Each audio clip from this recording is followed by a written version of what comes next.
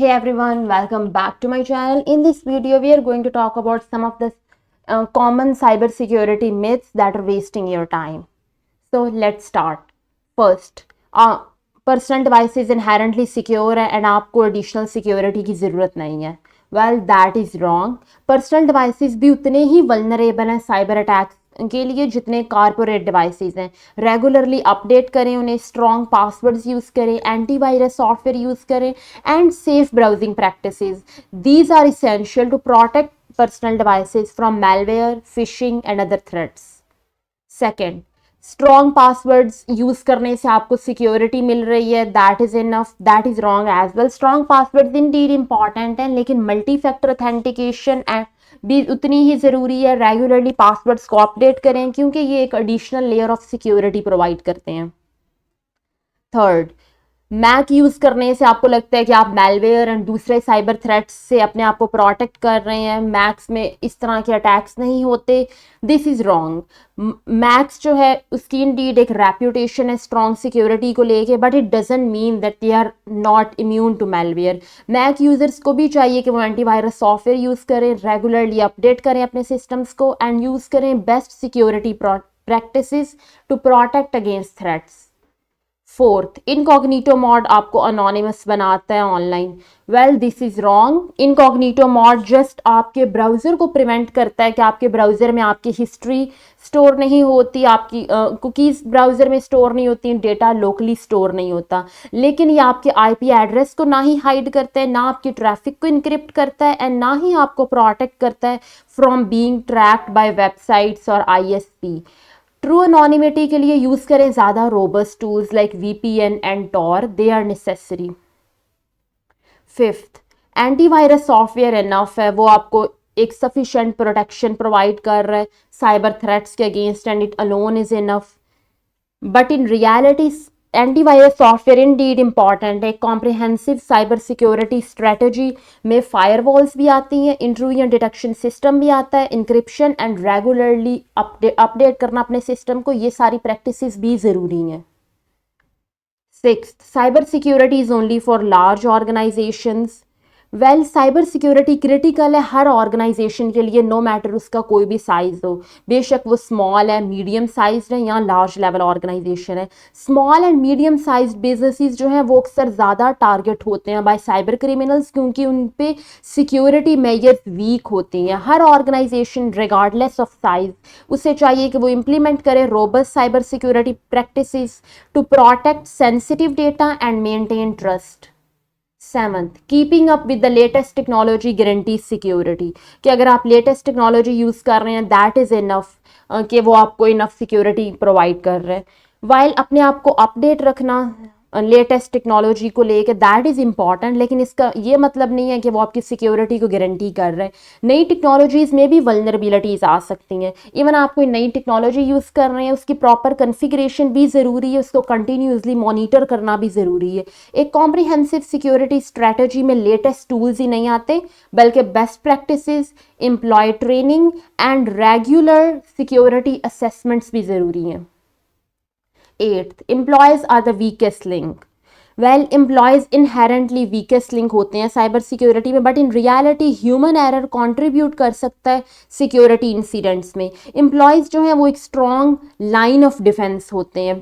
Proper training and awareness programmes के through employees एक proactive हो सकते हैं in recognising and mitigating cyber threats. Organisations को चाहिए कि वो अपने एम्प्लॉयज़ को एम्पावर करें कि वो साइबर सिक्योरिटी सोल्यूशन का पार्ट बने rather than viewing them solely as a liability.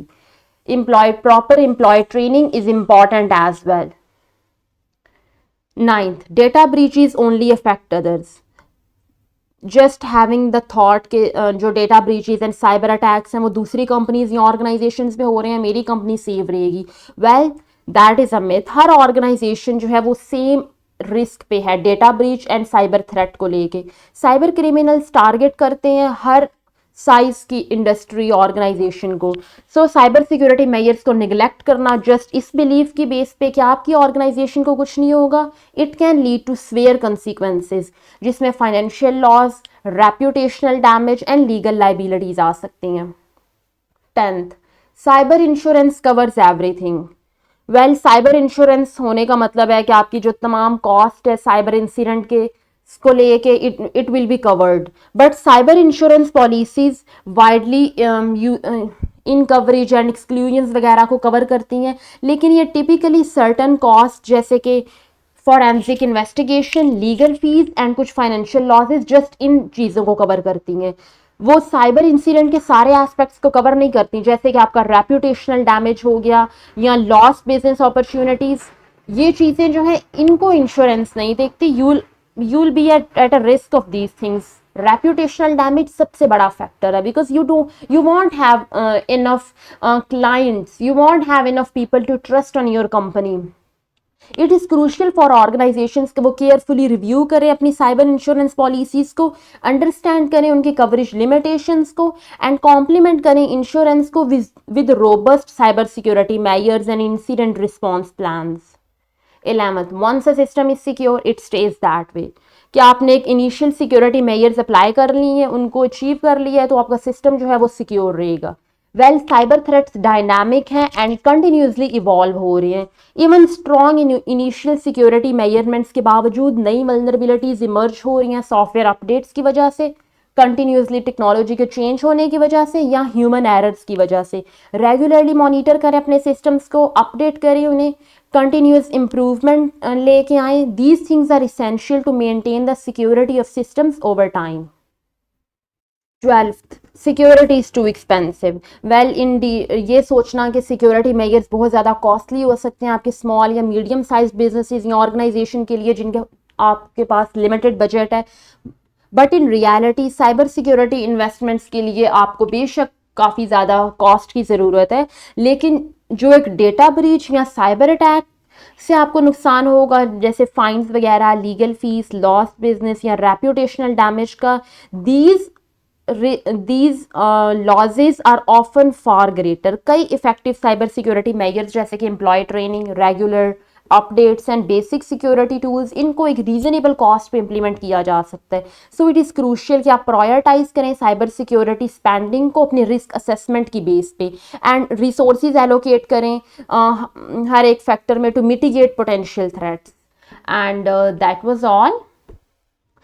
Indeed, the main conclusion would be कि साइबर सिक्योरिटी जो है वो ना सिर्फ लार्ज ऑर्गेनाइजेशंस की कंसर्न है, ना सिर्फ आईटी डिपार्टमेंट्स की कंसर्न है, बल्कि ये एक शेयर्ड रिस्पॉन्सिबिलिटी है ऑर्गेनाइजेशन के हर लेवल पे। एंड अंडरस्टैंड करते हुए इन रियलिटीज़ को बिहाइंड दीज मिथ्स ऑर्गेनाइजेशंस अच्छे तरीके से प्रायोरिटाइज कर सकते हैं इन्वेस्टमेंट्स को, इम्प्लीमेंट कर सकते हैं effective security measures and cultivate कर सकते हैं एक culture of vigilance against evolving cyber threats, because it is a shared responsibility। And that was all। I hope you learned something new। Thanks for watching the video। See you in the next one।